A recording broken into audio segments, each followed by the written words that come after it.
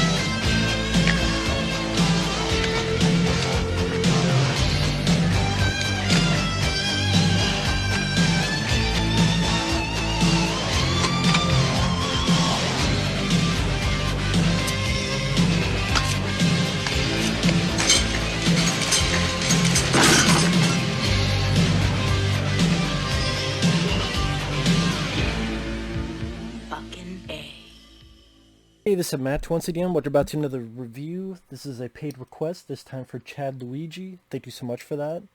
For those interested in requesting pretty much any type of videos, feel free to send them either directly to my PayPal or join my Patreon. Both links are down below in the info box. And this is for a film called Opposite Day. A really boring, lame kids film. Of note, Pauly Shore's in the film, but he's not in it that much, and he's not as Pauly as you would think. I mean, it's some of the marketing, the cover, make it seem as if he's a bigger part of the film, and he's not.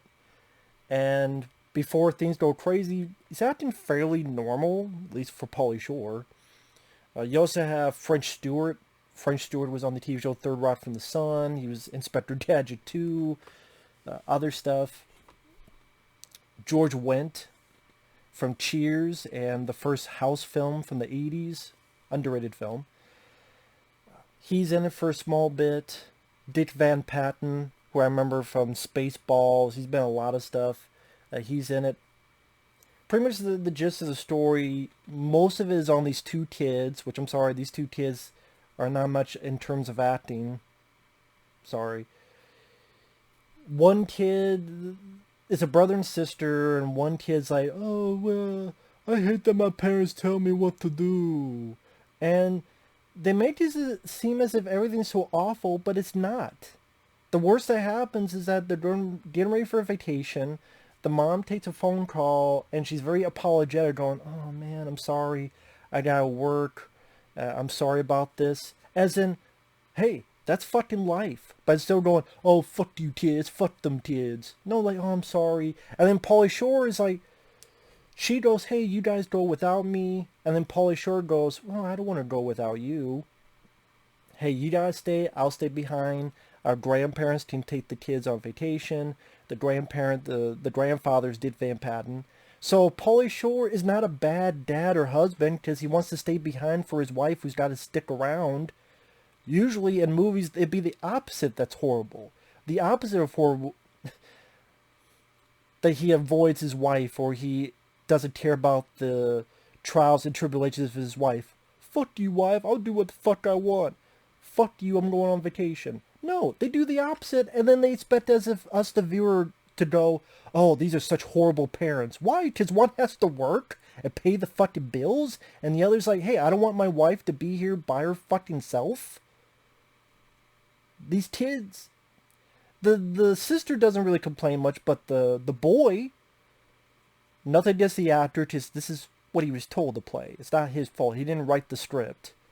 But the character, I'm like, fuck you, kid. This is to the character, fuck you, kid, fuck you. Fuck you, fuck you, fuck you, you annoying fucking brat. Twat waffle of a brat. Go buy a fucking candy bar named Twat Waffle. Eat it. Because that's what you're facility.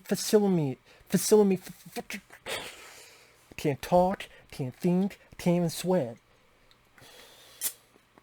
Because it's just this whole fucking idea.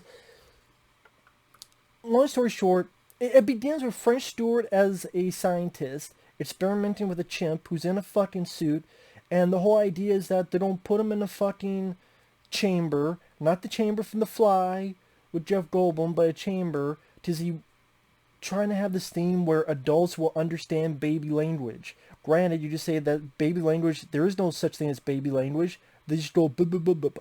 But pretty much based on shit like Baby Geniuses, all this other crap.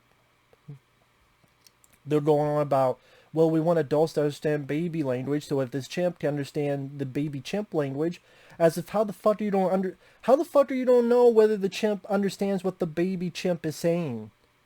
Don't chimps take babies and cuddle them? How the fuck is the chimp going to tell you, yeah, I understand what the baby chimp is saying? So how does he even further your fucking work? Yeah, I'm going to make this chimp understand the language of a baby chimp. How you don't know that even accomplished anything?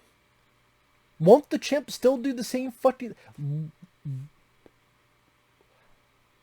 If a chimp understands a baby chimp, how is that supposed to look? So you know that it worked or not. What's it going to do differently? I don't talk and just have conversations with each other, and they'd be like, oh, it worked. How you don't know it worked in the first place? So French Stewart didn't think this out. So when the chimp does go into this chamber, he comes out with a diaper. Apparently that's the opposite. Oh, it did the opposite. No, the opposite of learning a language is not becoming. That's like, I'm going to learn Spanish. The opposite of that is, I become a Latin Spaniard. That's not really the opposite. The opposite of understanding this language is understanding no language. The opposite of speaking a language is not being able to speak at all. That would be kind of the opposite, not...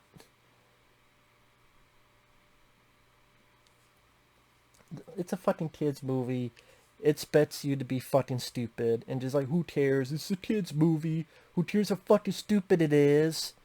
But it's not funny. It's not entertaining. It's boring. I don't give a fuck about the kids. Fuck the kids. Take them through a field goal if it was on fire. I don't give a shit. So get back to these two kids. The boy being a fucking twat waffle, like I mentioned. You want to trade games? Hey, today's opposite day. And try to confuse his sister, but just being an annoying little fucking insect that you want stepped on hard. Pauly Shore hugs his son. What, I can't hug my son? You know, you're getting embarrassed? But he doesn't say it in an asshole way. It's him being a dad. Hey, I want to hug my son. Oh, I'm sorry. Yeah, I don't mean to embarrass you. So, in other words, Pauly Shore being a decent dad, but the kid's a fucking asshole going, I don't want you... You're hugging me? You should be lucky he didn't swat you in the face. Or kick you in the ass. Or burn cigarettes on your fucking arm. Oh, the mom's busy with work. Yeah, I guess if you don't want to eat, you could be mad. So the two kids go in the fucking with the grandparents. They get to a place. The grandparents talk about this first star and a wish will make your dreams come true. So the boy makes a wish about, I wish kids ruled the world. Why does the kid want this so much? Nothing bad has happened to him.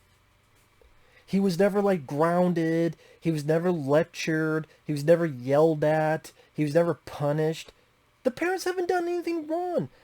See, that's a big problem with the script where nothing that has been shown on screen will create the illusion that this kid is in such desperate measures that he wants to wish that kids ruled the world. Nothing has happened. All he says on a playground, oh, I'm tired of them giving me rules. But we don't see them giving the kid rules. We don't see the parents giving the kid harsh punishments. We don't see them doing anything other than, I can't go to work because I need to work. And she's being apologetic about it. She's not being a bitch. She's not being rude. So they even screw that up. I believe in watch half of Eddie Murphy's fucking family films is him being a workaholic dad.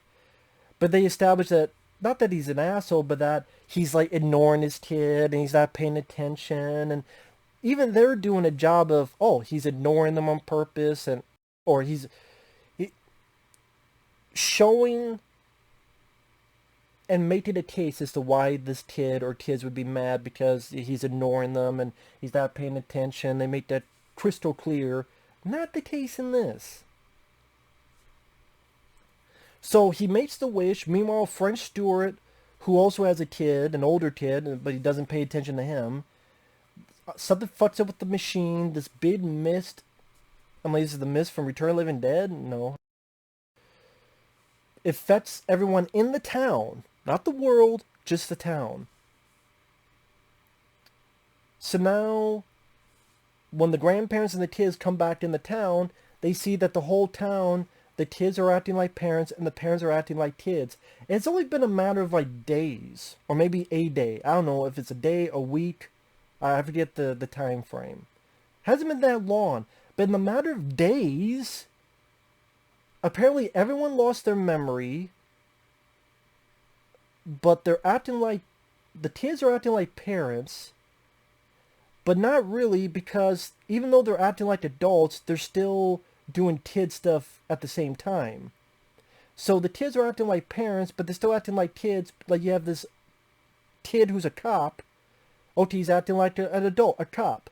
But he's still a kid because he made someone do the hokey pokey while doing a breathalyzer type of test. So they're acting like adults, but not really acting like adults. And some are acting like kids, but not really acting like kids. Their memories erased. But French Stewart's son doesn't get his memory erased. I guess because he simply held his breath like this. That's all I needed to do. And the big joke that you're supposed to get is, look at the kids, they're acting like adults. They're playing chess. They're going to meetings. They're wearing old people clothes. Instead of handcuffs, the kid gives the grandparents finger cuffs. Or finger traps. Yeah, pretty much finger cuffs. And it's like the kids act like adults, but they still don't know how to act like adults, but they have no memories left, but then they do, because they act as if they've lived for 10 years as adults, as if they've had this history of being a kid once. So it's like they get their memories erased, but then they get the memories replaced with false information. You try to figure it out. And what I mean by what I was saying, like the kids are adults, but they don't act like adults. Like, did Van Patten and his wife get arrested and booked into jail? But instead of fingerprints, it's finger painting.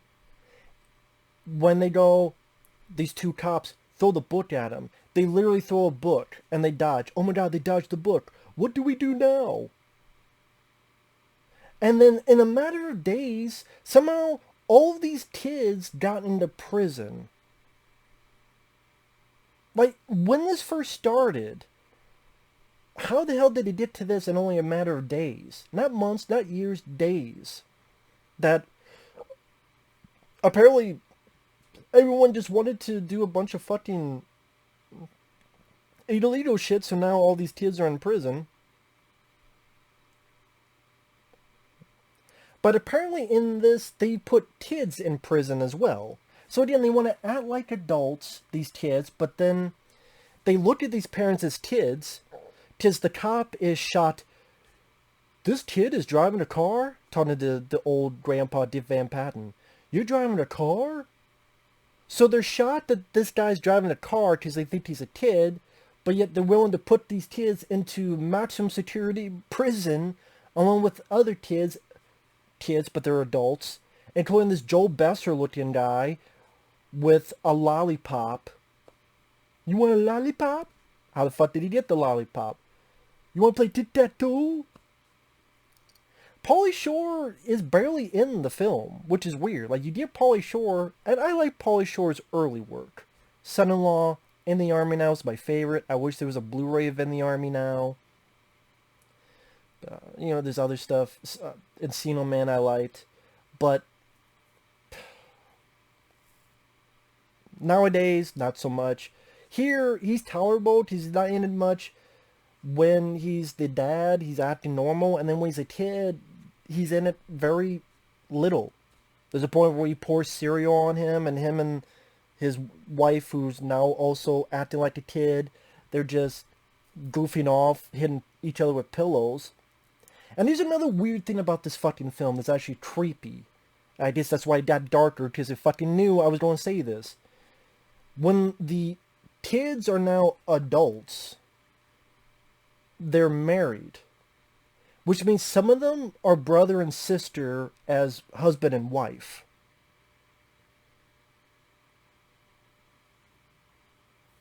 Because they even looked at these kids as like, you guys husband and wife? No, we're brother and sister. Again, it's like the writers and the makers of the film did not think this out. I don't know who the fuck wrote this, but they must have wrote it in 5 minutes. I'll give credit. 50 minutes, just enough to actually write the shit down. But no thought put into it. You're not supposed to think about it. Well, I am, because it sucks. The filmmaking aspect, mediocre at best. The acting aspect, George Wendt, the little cameo he has, looks like he doesn't want to be there. Pauly Shore doesn't really have much to do. The kids, not likable. Don't give a shit about the kids. The music, annoying music. Opposite day, opposite day. I don't give a fuck about your songs. They suck. Brothers and sisters become husbands and wives? That's fucking creepy. The whole gimmick is kids trying to act like adults, and they thought that was a movie. Just, hey, Freaky Friday did that. Well, that was different, but I get what you mean. Movie. Capitalize on stuff like that. Opposite day. But there's no thought put into the script. It's a comedy that's not funny, that's not entertaining, and it's forgettable.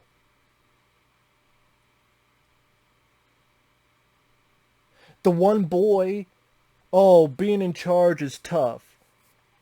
How? Dumb fuck? And yeah, it's not the actor who's the kid. It's not his fault. He didn't write the fucking script. But the character, you're a dumb fuck. How was it tough for you today? What all did you do? You made your parents clean the toilets.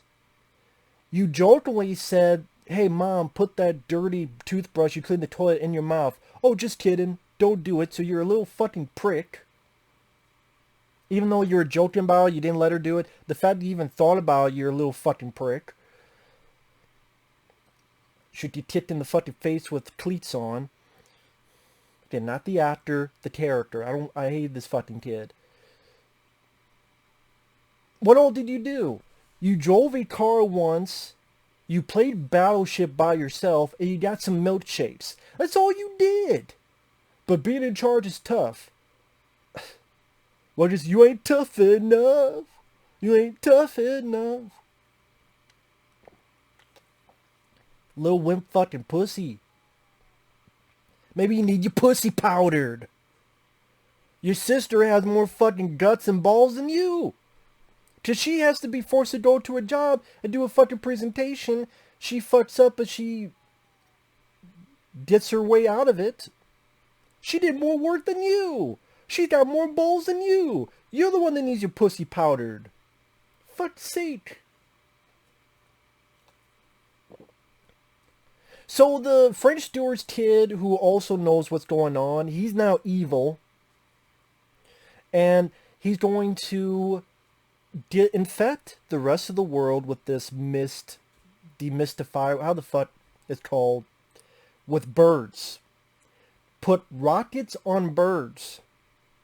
Maybe he's a fan of Batman Returns. Penguins, rockets, hey, pigeons, what the fuck, rockets, go all around and put mist around the world. It's because earlier in the film they reference French Stewart is giving all these ideas to George Wendt, who's supposed to be like a higher upper echelon guy, and French Stewart, one idea he has is with these birds, and even the other people are going, this is a stupid idea. And that's when he comes up, hey, I also have this thing where I'm trying to get people to understand baby talk. I'm like,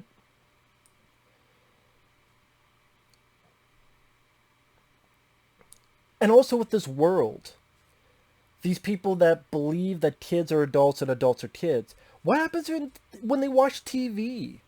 Like, if they turn on the TV and they go, wow, I'm going to watch, I don't know, I don't watch Commando with Arnold Schwarzenegger. Wow. Again, they think adults are kids.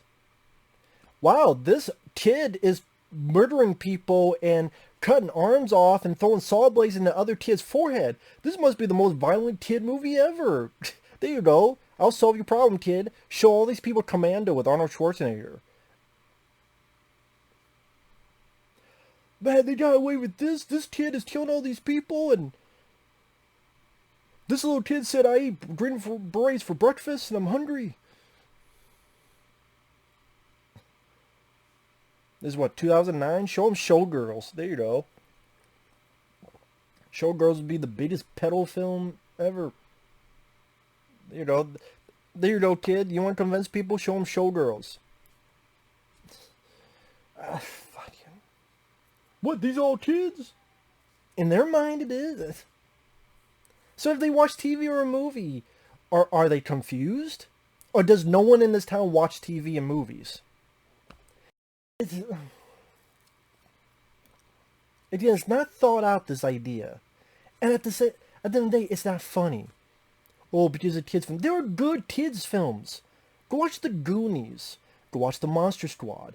Go watch the first 1999 Ninja Turtles film. Hell, go watch Ninja Turtles 2 Secret of the Ooze. It's goofy, it's silly, but it's fun.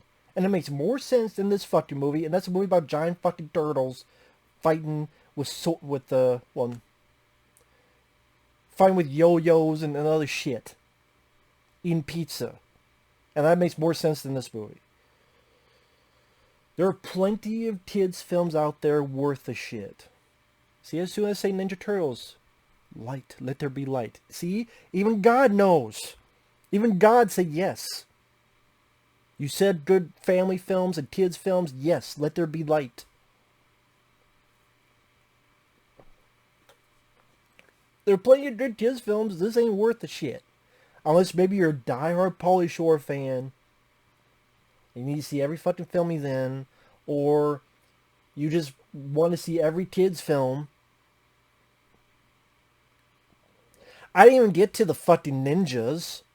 Yes, there's ninjas. Because the evil kid got Bodyguard, which is a group of kid ninjas. And somehow our lead boy, because he played a video game, he knows how to do martial arts. And there's even a point where he jumps to the side and he's flying around and all the ninja kids are flying backwards. And then the little girl, the sister, has boxing gloves that automatically punch people and they fly back. And they stop the kid, the evil kid. They talk to him for like a minute.